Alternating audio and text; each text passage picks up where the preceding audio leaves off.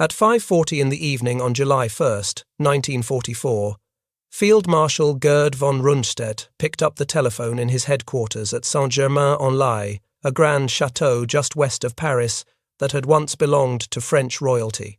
The evening light filtered through tall windows onto maps covered with red and blue markings, showing the disposition of forces across Normandy.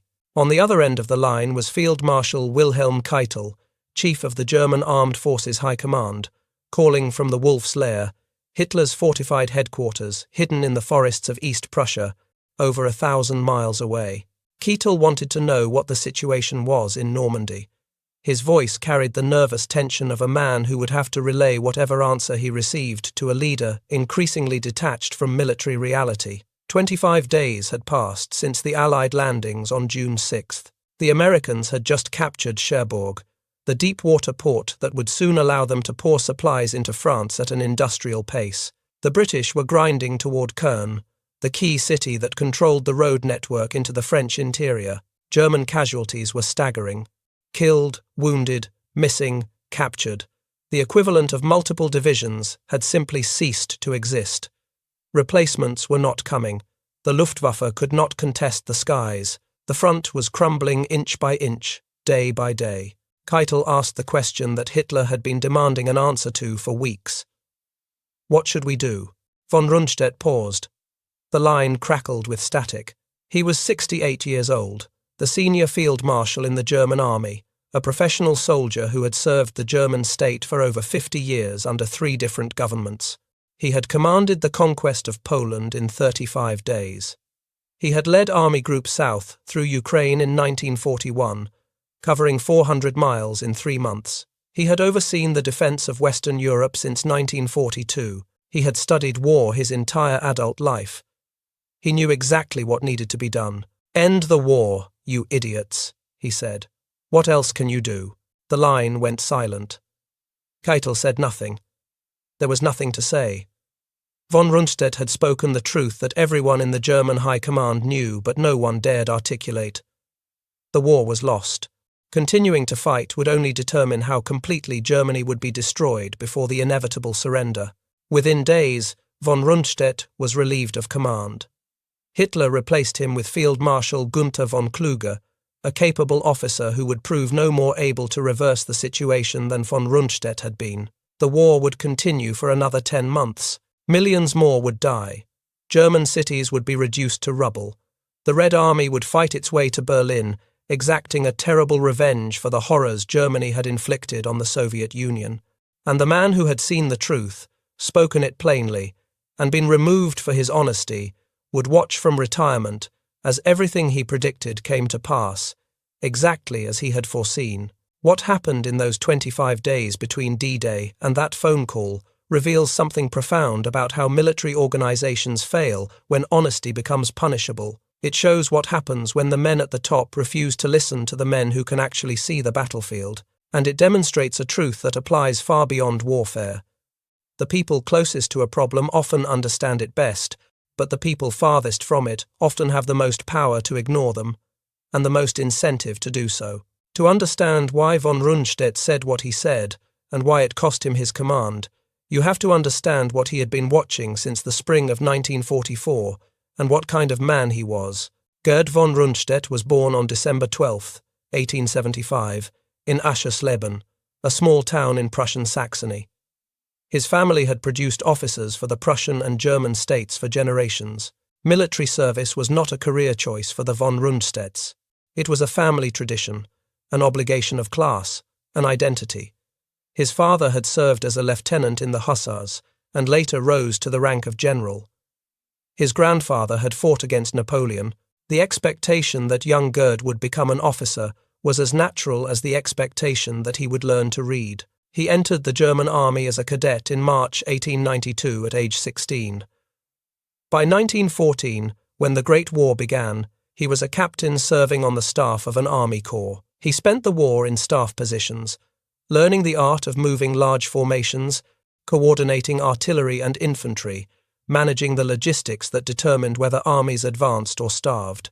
He never achieved fame as a frontline commander, but he developed a reputation for methodical competence, clear thinking, and an ability to remain calm when situations deteriorated. After Germany's defeat in 1918, von Rundstedt stayed in the small professional army that the Versailles Treaty permitted Germany to maintain. He rose steadily through the ranks. By 1932, he commanded a cavalry division. By 1936, he was one of the most senior generals in the German military. When Hitler came to power in 1933, von Rundstedt was already an established figure, a representative of the old Prussian military aristocracy that predated the Nazi movement by centuries. Von Rundstedt was not a Nazi. He never joined the party. He never expressed enthusiasm for National Socialist ideology. He viewed Hitler with a mixture of professional distance and aristocratic contempt. Among fellow officers, he called Hitler the Bohemian Corporal, a reference to Hitler's modest rank in the Great War and his Austrian origins. Von Rundstedt considered himself a soldier of Germany, not a soldier of any political movement. His loyalty was to the state, to the army, to the traditions of Prussian military service. Politicians came and went. The army endured. But von Rundstedt was also a man of his time and class, which meant he was willing to serve whoever controlled the German state, regardless of their methods or goals. When Hitler launched the war, von Rundstedt fought it. He did not question whether the war was just. He did not resign in protest when Germany invaded Poland, a country with which Germany had signed a non-aggression pact only months earlier. He simply did his job, and he was brilliant at it. His campaign in Poland in September 1939 was a masterpiece of combined arms warfare. He commanded Army Group South, driving from Silesia toward Warsaw with speed and precision. His forces covered 200 miles in 2 weeks, encircling Polish armies and preventing them from establishing coherent defensive lines. The campaign was over in 35 days. Poland ceased to exist as an independent nation. In May 1940, von Rundstedt led Army Group A in the invasion of France. His forces made the crucial thrust through the Ardennes, the forested highlands of Belgium and Luxembourg that French planners had dismissed as impassable to tanks. 7 panzer divisions drove through the narrow roads and emerged behind the main French defensive positions. Within 6 weeks, France had surrendered. It was the greatest German military victory since the Wars of Unification in the 19th century. In June 1941, von Rundstedt commanded Army Group South in the invasion of the Soviet Union. His forces drove through Ukraine, covering 400 miles in 3 months, capturing Kiev in one of the largest encirclements in military history. Over 500,000 Soviet soldiers were killed or captured in the Kiev pocket alone. Von Rundstedt's reputation as one of Germany's finest commanders was secure, but von Rundstedt also saw something that the ideologues in Berlin refused to see. The Soviet Union was not collapsing. The Red Army, despite catastrophic losses, was not surrendering. New divisions appeared to replace those destroyed. Soviet industry, evacuated beyond the Ural Mountains, continued to produce tanks and aircraft. The winter of 1941 brought the German advance to a halt outside Moscow. The quick victory Hitler had promised was not coming. In December 1941, von Rundstedt ordered a withdrawal from Rostov, a city in southern Russia that his forces could no longer hold. Hitler was furious.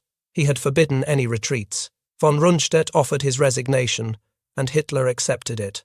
For the first time, the field marshal learned what happened to commanders who told Hitler things he did not want to hear. But Germany needed von Rundstedt.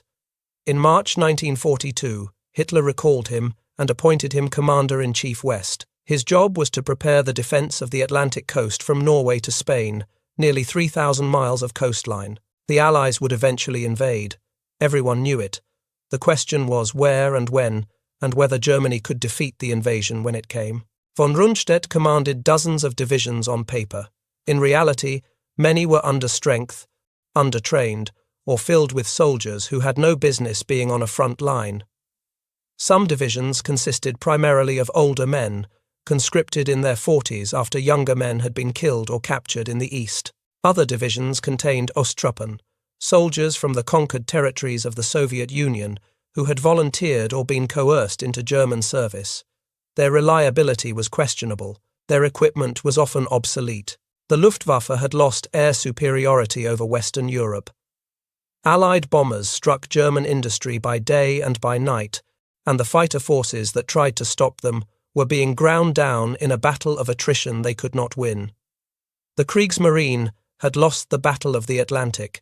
U-boats still sailed, but they were being sunk faster than they could be built, and the convoy routes bringing American men and material to Britain were flowing freely. Von Rundstedt was being asked to hold a continent with an army that was already bleeding to death in the east against enemies who controlled the sea and the sky, with no prospect of reinforcement and no margin for error.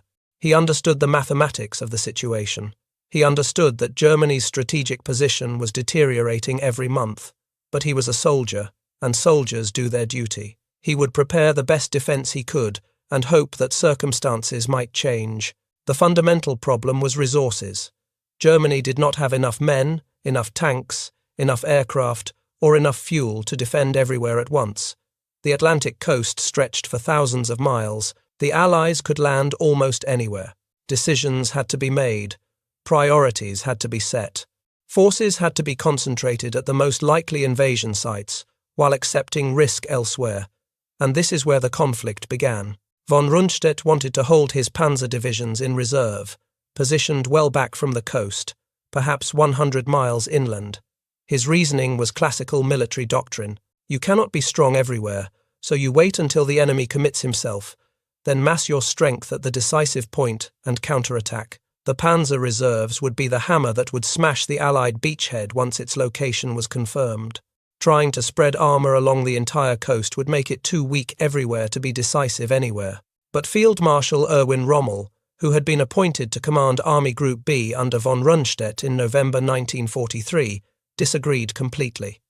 Rommel had fought the British and Americans in North Africa. He knew what Allied air power could do. He had watched his supply convoys burn on the desert roads to Tobruk. He had seen his tanks destroyed by fighter bombers before they could reach the battlefield. He had experienced the devastating effects of naval gunfire on coastal positions. Rommel believed that once the Allies established themselves ashore, German armour would never reach the coast. Allied fighter bombers would destroy the panzers on the roads. Allied naval guns would shatter any counterattack that approached the beaches. The only chance, Rommel argued, was to defeat the invasion in the first hours, on the beaches, before the Allies could consolidate their position. Every tank, every gun, every soldier had to be as close to the water as possible. The invasion had to be stopped at the waterline or it would not be stopped at all. Rommel famously told his staff that the first 24 hours would be decisive. For the Allies as well as Germany, it would be the longest day. Both men had valid points. Von Rundstedt's classical approach had worked throughout military history. Rommel's assessment of Allied air and naval power was accurate. A compromise might have worked better than either approach alone. But Hitler, characteristically, chose the worst possible option. He compromised by keeping direct control of key panzer divisions himself.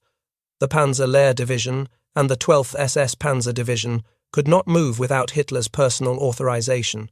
This decision removed strategic flexibility from the commanders on the ground. It meant that when the invasion came, the men who could see what was happening would have to ask permission from a man 1,000 miles away who could not see anything at all.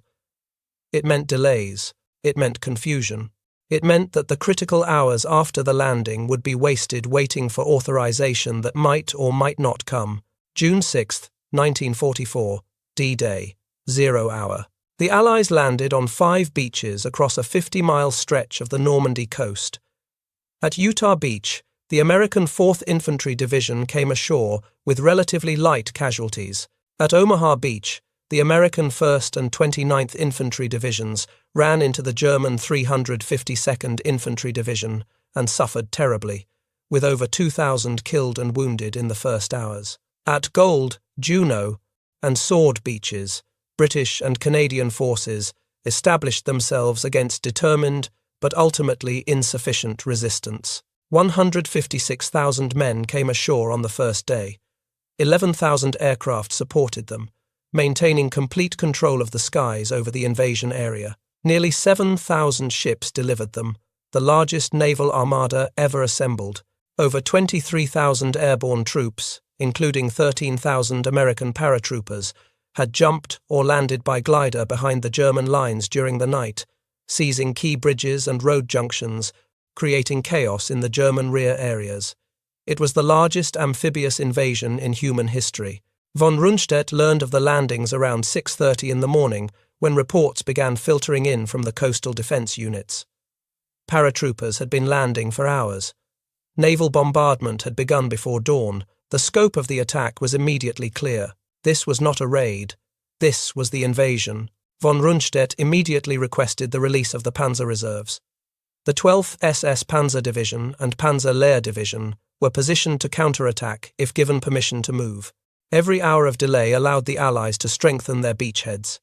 Every hour mattered. The request went to Hitler's headquarters at the Berghof in Bavaria, where he had been staying since late spring. He had stayed up until 2 or 3 in the morning watching newsreels with Goebbels and Eva Braun. His personal physician had given him a sleeping pill to treat his chronic insomnia. His staff, terrified of his rages, refused to wake him. The Führer had left explicit orders not to be disturbed. Even Albert Speer, the armaments minister, who arrived at the Berghof around 10 in the morning, found Hitler still asleep. The panzers sat motionless, their engines cold, their crews waiting for orders that did not come. Hours passed. The Allies consolidated their positions. More men and more equipment came ashore. The beachheads linked up. The window for a decisive counterattack began to close. When Hitler finally woke around noon, he still hesitated. He was convinced that Normandy was a diversion, that the real invasion would come at Pas de Calais, the narrowest point of the English Channel, only 21 miles from the British coast. Allied deception operations, codenamed Fortitude, had convinced German intelligence that a massive army group under General George Patton was waiting in southeast England to strike at Calais. The entire Normandy operation, Hitler believed, was designed to draw German reserves away from the real objective. Hitler refused to release the panzer reserves until he was certain. He kept them in place, waiting for an attack on Calais that would never come. The deception was so effective that Hitler continued to believe in the Phantom Army for weeks after D-Day, holding back forces that could have been committed in Normandy. By the time the panzers finally received authorization to move in the late afternoon, around 4 in the afternoon, Allied aircraft were waiting. Columns of tanks and trucks moving on French roads by daylight were easy targets. Fighter bombers struck again and again, destroying vehicles, blocking roads, creating chaos. What should have been a rapid deployment became a grinding ordeal. The 21st Panzer Division, the only armoured unit close enough to counterattack on D-Day, launched a disjointed attack that evening. One battle group actually reached the coast between the British beaches, but it was too weak to exploit the penetration. By nightfall, it had withdrawn after losing 70 of its 124 tanks. The moment to throw the Allies back into the sea had passed. It would never return. Von Rundstedt watched this unfold with growing despair. Every hour that passed allowed the Allies to land more men, more tanks, more artillery. Every hour allowed them to strengthen defensive positions and bring forward additional supplies.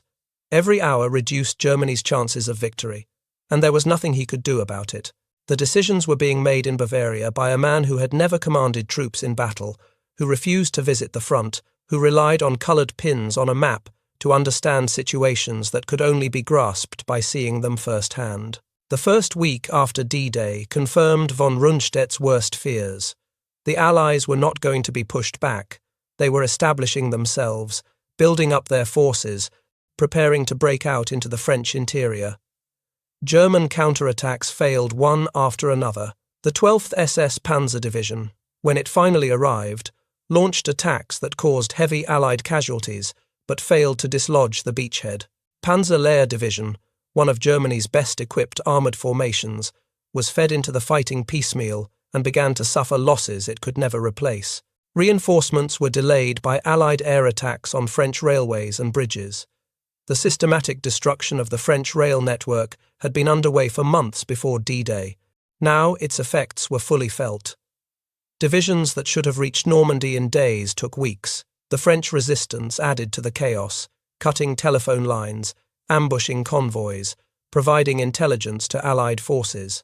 The front was stabilizing, but it was stabilizing in favor of the enemy. On June 17th, 11 days after the landing, von Rundstedt and Rommel met with Hitler at Margewal, a command bunker complex near Soissons known as Wolfsschlucht II that had been built in 1940 for the planned invasion of Britain. It was the only time Hitler would ever use this facility. It was also the first time Hitler had been to France since the armistice in 1940. He had refused to visit the front despite repeated requests from his commanders. Now he came, but only to a bunker far behind the lines, protected by layers of security. He had flown from Berchtesgaden to Metz the previous day, then travelled by motorcade overnight. Hitler arrived looking pale and exhausted, his hands trembling visibly. He walked with a stoop. His famous energy had given way to a nervous agitation that alarmed the officers who saw him. Later, it would be understood that he was suffering from Parkinson's disease, though at the time the symptoms were attributed to stress and overwork. Rommel spoke first. He described the situation with brutal honesty. The front was barely holding. Casualties were running at 2,500 men per day, and replacements were arriving at a rate of perhaps 1,000. The Allies had complete air superiority. German soldiers could not move, could not resupply, could not reinforce in daylight without being attacked from the air. Every day, the Allied build-up grew stronger, while German strength diminished. The mathematics of the situation were undeniable. Unless something changed dramatically, the front would eventually collapse. Rommel urged Hitler to consider the political implications. If the war in the West could not be won militarily, perhaps a diplomatic solution should be sought. Perhaps negotiations might preserve something of Germany's position before total collapse made any negotiation impossible. Hitler erupted. He accused Rommel of defeatism, of lacking faith, of failing to understand the situation. He insisted that new weapons would turn the tide. The V-1 flying bombs had just begun hitting London. V-2 rockets would follow. Jets would sweep the Allied bombers from the sky. Wonder weapons would change everything. Hitler demanded that the troops fight for every inch of ground. No retreats, no withdrawals. Every position would be held to the last man. Will would overcome material disadvantage. Belief would conquer arithmetic. He ordered Cherbourg held at all costs. The conference ended abruptly when a stray V-1 rocket fell nearby, sending everyone scrambling for cover. Von Rundstedt said little during the conference. He had learned that arguing with Hitler was pointless. The Führer did not respond to reasoned analysis. He responded to his own intuitions, his own beliefs, his own conviction that he understood war better than the professionals who had studied it their entire lives. Von Rundstedt later assessed that the discussion had no success.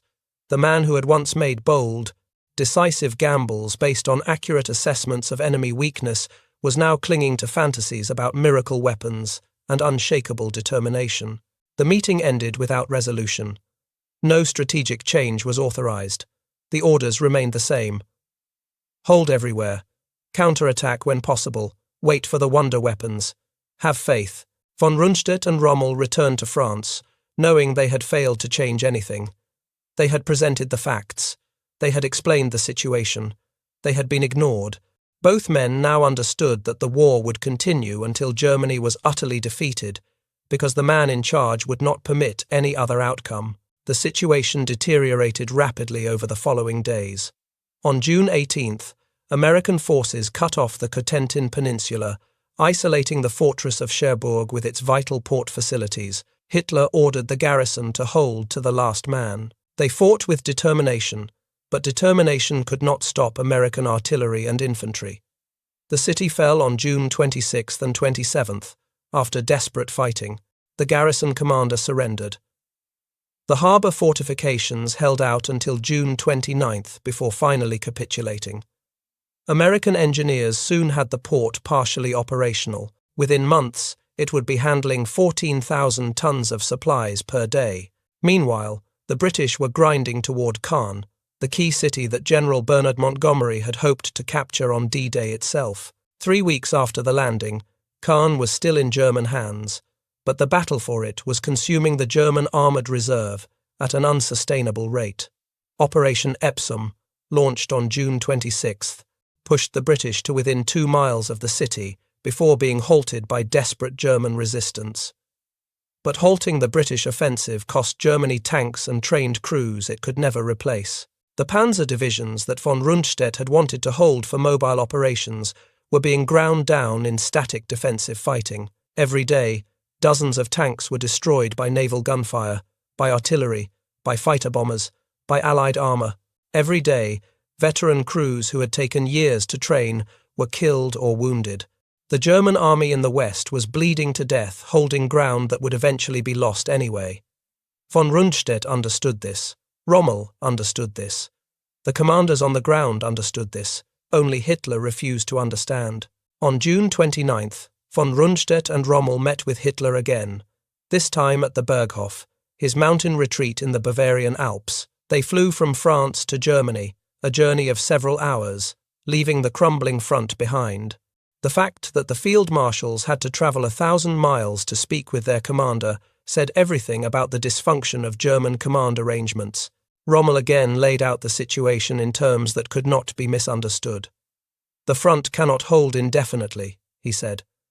"The troops are fighting bravely, but they cannot fight tanks with rifles. They cannot stop aircraft with machine guns. Every day we lose ground we cannot retake. The Allies grow stronger while we grow weaker. The only question is whether we lose the war slowly or quickly, whether we spend our entire army holding worthless territory or preserve it for a defense that might actually succeed." Hitler responded with familiar arguments. New divisions would arrive. Wonder weapons would devastate England.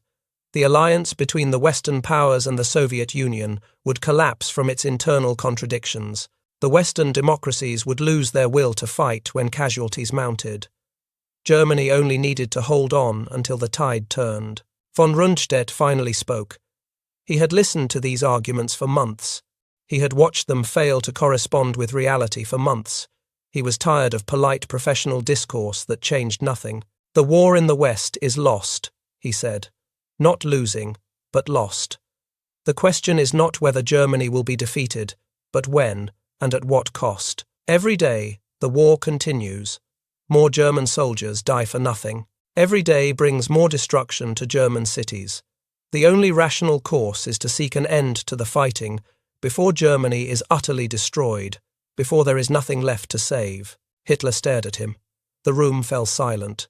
Other officers looked at the floor, unwilling to be associated with such dangerous candour. Then Hitler began to speak, his voice rising in fury. He accused von Rundstedt of cowardice, of defeatism, of betraying the German people and the soldiers fighting at the front. He insisted that victory was still possible if only the generals would believe in it, if only they would fight with the determination he demanded. The meeting ended without resolution. Nothing had changed. Nothing would change. Von Rundstedt and Rommel flew back to France, knowing that they had spoken the truth and been rejected for speaking it. 2 days later, on July 1st, 1944, came the telephone call from Keitel. The immediate trigger was the collapse of defensive positions around Cherbourg and the deteriorating situation on the Cotentin Peninsula. That afternoon, the German High Command had countermanded von Rundstedt's orders, allowing armoured units to withdraw from Allied naval gunfire range near Caen. Keitel, speaking for Hitler, wanted to know what should be done to stabilise the front. Von Rundstedt had no patience left for the charade. He had been warning for weeks. He had been ignored for weeks. He had watched good soldiers die for weeks in a cause that was already lost. When Keitel asked what should be done, von Rundstedt answered with the only honest response left. "End the war, you idiots. What else can you do?" The words were not diplomatic. They were not couched in the careful language that generals used when addressing political leadership. They were not softened with qualifications or hedged with alternative interpretations. They were blunt, direct, and devastating. And they ended von Rundstedt's command. Hitler's response came swiftly. The next day, July 2nd, Hitler issued the dismissal order. Field Marshal Günther von Kluge was summoned to take over as Commander-in-Chief West. Von Rundstedt was told to go home and await further orders. The official announcement attributed his departure to age and ill health. There was no court-martial, no public disgrace, no dramatic confrontation. Hitler still needed the appearance of support from the old Prussian military aristocracy, still needed the prestige that officers like von Rundstedt brought to the regime. But von Rundstedt's active career appeared to be over. He had spoken the truth, and truth was not tolerated. What followed proved every word von Rundstedt had spoken to be accurate. Von Kluge arrived confident that he could succeed where von Rundstedt had failed. He had commanded successfully on the Eastern Front. He believed the situation in the West could be stabilized if it was handled properly. Within days, he understood the reality. The situation was exactly as bad as von Rundstedt had described, perhaps worse. The Allies were not going to be stopped. On July 20th, 1944, less than 3 weeks after von Rundstedt's dismissal, a group of German military officers attempted to assassinate Hitler. Colonel Klaus von Stauffenberg planted a bomb in a briefcase and placed it under a conference table at the Wolf's Lair during a briefing with Hitler. The bomb exploded at 12:42 in the afternoon, killing 4 people and wounding many others. But Hitler survived. A heavy oak table had shielded him from the worst of the blast. He emerged with burst eardrums, burns, and wounds from wooden splinters, but very much alive. The conspiracy collapsed within hours. The conspirators had assumed Hitler was dead and began implementing their plan to seize power, codenamed Operation Valkyrie. When news came that Hitler had survived, the coup fell apart. The conspirators were arrested, tortured, and executed. Stauffenberg was shot by firing squad in the courtyard of the Bendler block shortly after midnight, shouting, "Long live sacred Germany," with his last breath. Others were hanged with piano wire from meat hooks, their deaths filmed for Hitler's viewing. Thousands more were arrested in the purge that followed, as the Gestapo rounded up anyone connected, however tenuously, to the resistance. Nearly 5,000 people would eventually be executed in connection with the plot. Rommel was implicated in the conspiracy. He had known about the plot and had not reported it. Some evidence suggested he had been more actively involved, though he denied this under interrogation. The evidence against him was strong enough that Hitler could not ignore it, but Rommel was too popular to put on trial. His victories in North Africa had made him a national hero. A public trial would reveal that Germany's most famous general had turned against the regime. Rommel was offered a choice. He could face the People's Court, where conviction and execution were certain, and where his family would face persecution afterward. Or he could take poison and die as a hero, with his family protected and his reputation preserved. The state would announce that he had died of his wounds from an earlier strafing attack. He would receive a state funeral with full military honours. On October 14th, 1944, 2 generals, Wilhelm Burgdorf and Ernst Meisel, arrived at Rommel's home in Herrlingen with the poison. Rommel had been recovering from wounds suffered when his staff car was strafed by Allied aircraft in July. He told his wife Lucy and his son Manfred what was about to happen. He said goodbye to them, walked to the waiting car, and swallowed the cyanide capsule. He was 52 years old. The man who had understood the situation in Normandy better than almost anyone, who had urged Hitler to seek peace while there was still something to negotiate, was dead because he had been right. The state funeral that followed presented him as a hero who had died of his wounds. Von Kluge fared no better. In early August, the American breakout at St. Lo shattered the German front. Operation Cobra punched through German lines and poured into the French interior. Von Kluge ordered a counterattack at Mortain that Hitler had demanded. Even though von Kluge knew it was hopeless, the counterattack failed. The German forces were nearly encircled at Falaise as American and British forces closed a trap around them. Over 50,000 German soldiers were killed or captured in the Falaise pocket. The German 7th Army ceased to exist as an effective fighting force. When Hitler suspected von Kluge of attempting to negotiate with the Allies, he was recalled to Berlin. On August 19, 1944, on the road back to Germany near Metz, von Kluge pulled his car to the side of the road and swallowed cyanide. He was 61 years old. He left a letter to Hitler, urging him to show the greatness needed to end a hopeless struggle. The letter changed nothing. The pattern was unmistakable. Every senior commander who saw the truth and spoke it was destroyed. Hitler surrounded himself with men who told him what he wanted to hear, and he destroyed the men who told him what he needed to hear. The system punished honesty and rewarded delusion. It guaranteed its own failure. Meanwhile, The military situation collapsed exactly as von Rundstedt had predicted.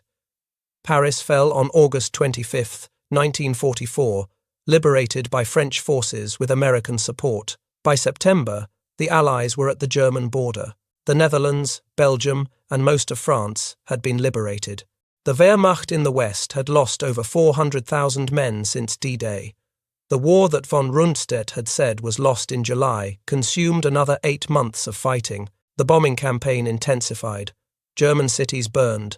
Dresden, Hamburg, Cologne, Berlin, and dozens of others were reduced to fields of rubble. Hundreds of thousands of civilians died. Industrial production collapsed. The transportation network disintegrated. Germany was being systematically destroyed, while its leadership insisted that victory was still possible. On the Eastern Front, the situation was even more catastrophic. Operation Bagration, launched by the Soviets on June 23, 1944, destroyed German Army Group Center in a defeat even more devastating than Stalingrad. The Soviets advanced 400 miles in 2 months, reaching the outskirts of Warsaw by August. By January 1945, they had reached the Oder River, less than 50 miles from Berlin. Millions died, soldier and civilian alike, in a war that continued only because one man refused to accept reality and surrounded himself with subordinates, too afraid or too loyal to tell him the truth. And yet, remarkably, von Rundstedt's story was not over.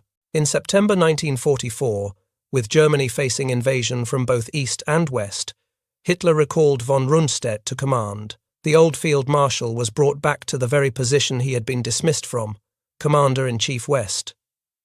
Why? Because there was no one else. The competent generals were dead, imprisoned, disgraced, or exhausted. Hitler needed someone with prestige and experience to hold together a crumbling army, someone whose name still commanded respect among the officer corps. Von Rundstedt accepted. He was 69 years old, tired, and suffering from heart problems. He had no illusions about what he could accomplish. He told his staff that his job was to preside over a catastrophe, not to prevent one. The war was lost. Everyone except Hitler knew it. But Germany was still fighting, and soldiers were still dying, and someone had to give the orders, even if those orders could not change the outcome. In December 1944, Hitler launched his last great offensive in the West. The attack through the Ardennes, which would become known as the Battle of the Bulge, was Hitler's plan, not von Rundstedt's. The field marshal had opposed it from the beginning. He thought the forces allocated were insufficient for the objectives assigned. He thought the logistical situation made sustained offensive operations impossible. He thought the entire concept was strategically unsound, a gamble that could not succeed and would consume Germany's last reserves. The fuel did not exist to reach Antwerp, the stated objective. The Luftwaffe could not provide sustained air support. Even if the attack broke through, it could not be exploited or sustained. Von Rundstedt proposed a more limited attack, the small solution, that might achieve local success without risking everything. Hitler rejected it. The attack would proceed as he had ordered. The offensive went forward on December 16, 1944, with approximately 30 divisions, the last significant operational reserves Germany possessed. It achieved complete surprise. The Americans were caught unprepared, convinced that Germany no longer had the strength to attack. The front buckled. A bulge 50 miles deep formed in the American lines. Some units were overrun, others fled in panic. For a few days, it seemed that Hitler's gamble might succeed. But von Rundstedt was right about everything that mattered. The offensive ran out of fuel before it reached its objectives. German tanks stood motionless on roads, their fuel tanks empty, easy targets for Allied aircraft once the weather cleared. American resistance at key points, particularly Bastogne, delayed the German advance and disrupted the timetable. When the skies cleared after Christmas, Allied air power returned with devastating effect. The bulge began to shrink. By late January 1945, the Germans were back where they had started, having lost approximately 100,000 casualties and 800 tanks that could never be replaced. The Ardennes offensive had accomplished nothing except to accelerate Germany's defeat by consuming resources that might have prolonged resistance by a few weeks. The Ardennes was the last gasp of German offensive capability. After it failed, there was nothing left but retreat, defense, and eventual surrender. Von Rundstedt knew this. Every officer with any understanding of military reality knew this, but the war continued anyway because one man would not permit it to end. In March 1945, von Rundstedt was dismissed for the final time. American forces had captured the Ludendorff Bridge at Remagen on March 7th, crossing the Rhine River intact. It was the first time an enemy army had crossed the Rhine since Napoleon. Hitler needed someone to blame for the failure to destroy the bridge. Von Rundstedt had nothing to do with the decision, nothing to do with the demolition preparations, nothing to do with the failure, but he was the senior commander. He was relieved and replaced by Field Marshal Albert Kesselring. Von Rundstedt went home to his family. He was 69 years old, exhausted, and seriously ill. He had served Germany for over half a century. He had commanded armies in 3 wars. He had won great victories and overseen terrible defeats. And in the end, he had been proved right about everything that mattered and punished for being right. Germany surrendered unconditionally on May 8, 1945. Hitler was dead, having shot himself in his Berlin bunker on April 30th as Soviet forces closed in. The 1,000-year Reich had lasted 12 years and 4 months. The war in Europe had killed approximately 40 million people, including 6 million Jews murdered in the Holocaust. Germany itself lay in ruins, divided between the victorious powers, its cities destroyed, its population homeless, its future uncertain. Von Rundstedt was captured by American forces of the 36th Infantry Division on May 1, 1945, at a hospital in Bad Tölz, where he was being treated for a serious leg ailment and heart problems. He was held as a prisoner of war and treated with the courtesy due his rank and age. The Americans were uncertain what to do with him. He was clearly a senior commander who had served Hitler throughout the war, but he was also a traditional military officer who had apparently disagreed with many Nazi policies and had been dismissed twice for speaking too honestly. In January 1949, von Rundstedt was charged with war crimes by the British. The primary accusations related to the treatment of prisoners of war and the execution of captured Allied commandos under Hitler's infamous Commando Order, which had directed that all commandos be shot immediately upon capture rather than treated as prisoners of war. Von Rundstedt had transmitted this order to units under his command. Allied commandos had been executed as a result. The trial never happened. Von Rundstedt's health deteriorated so severely that he could not appear in court. The British authorities eventually concluded that prosecuting a dying old man would serve no useful purpose. The charges were dropped. Von Rundstedt was released from custody in May 1949. Von Rundstedt spent his final years in retirement near Celle, a small town in Lower Saxony in the British occupation zone. He lived quietly with his wife, avoiding public attention, giving occasional interviews to military historians who sought his perspective on the war. He generally refused to discuss the Nazi period or his own role in it. When asked about Hitler, he was dismissive but not apologetic. When asked about the war, he was analytical but rarely reflective. He never wrote memoirs. He never published justifications for his actions.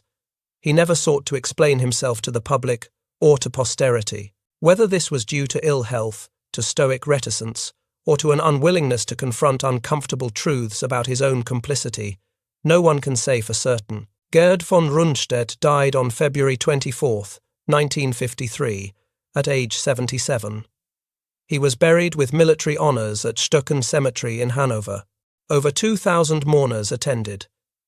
His grave is marked by a simple stone bearing his name, rank, and dates. It says nothing about his service, his victories, his defeats, or his famous words to Keitel.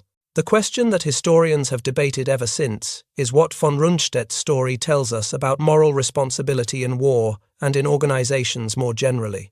Some argue that von Rundstedt was just another general who served a criminal regime, that his aristocratic contempt for Hitler did not prevent him from serving faithfully, that his skill as a soldier enabled atrocities he never personally ordered but certainly facilitated. The war crimes he was charged with were real. The commando order he transmitted led to the deaths of captured Allied soldiers who should have been protected by the laws of war. The campaigns he commanded in Poland, France, and the Soviet Union killed millions. His professional excellence served a criminal regime. Others argue that von Rundstedt represented the tragedy of the professional soldier trapped in a criminal system, that he was not a true believer but a craftsman who served the state without questioning the purposes of his service, that his famous words to Kittel showed a man who understood the truth but could not act on it except through speech. He was trapped, these interpreters suggest, by his own conception of duty, by traditions of obedience that left no room for moral independence, by a lifetime of training that taught him to follow orders rather than to question them. Perhaps both interpretations contain elements of truth. Perhaps von Rundstedt was simultaneously a skilled professional, a passive enabler of evil, a clear-eyed realist, and a moral failure. Human beings contain contradictions. History does not offer simple categories that accommodate the full complexity of individual lives. What is clear is that von Rundstedt saw what was happening more accurately than almost anyone in the German High Command. 25 days after D-Day, he understood that the war was lost beyond any reasonable hope of recovery. He understood that continuing to fight would only increase the destruction. He understood that the only rational course was to seek peace while there was still something left to save, and he was right. Everything that happened afterward confirmed his judgment. The Battle of the Bulge was a futile waste of Germany's last reserves. The defense of the Rhine was a delaying action that bought nothing but time for more destruction. The final defense of Berlin was a bloodbath that served no military purpose whatsoever. Every day the war continued after July 1st, 1944, was a day that cost lives, German and Allied alike, without changing the ultimate outcome by 1 degree. Von Rundstedt saw this clearly. He said so directly. The deeper lesson of his story is about how organizations fail when they punish truth-telling. Hitler's Germany was a system optimized for self-deception. Good news flowed upward through the chain of command. Bad news was filtered, softened, delayed, or blocked entirely. Officers who reported honestly on unfavorable situations were accused of defeatism and replaced by officers who reported what the leadership wanted to hear. The result was a command structure that grew progressively more disconnected from reality, making decisions based on fantasies rather than facts.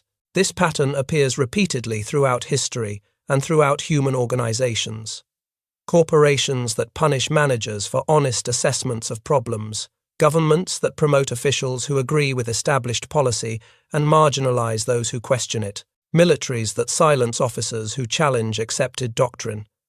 In every case, the short-term comfort of conformity creates long-term catastrophe when reality finally imposes itself. The people at the top of such organizations make decisions based on information that has been optimized for their psychological comfort rather than for accuracy. They come to believe their own propaganda because everyone around them confirms it.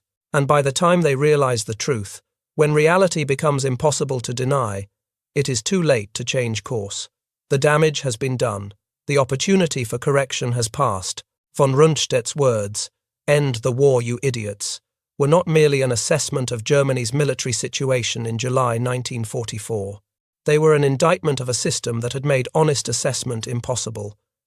They were a statement that the men in charge had lost the ability to see what anyone with functioning eyes could see. They were a cry of frustration from a professional who had spent his entire life mastering a demanding craft, only to watch that craft destroyed by amateurs who believed that will could substitute for reality and faith could overcome arithmetic.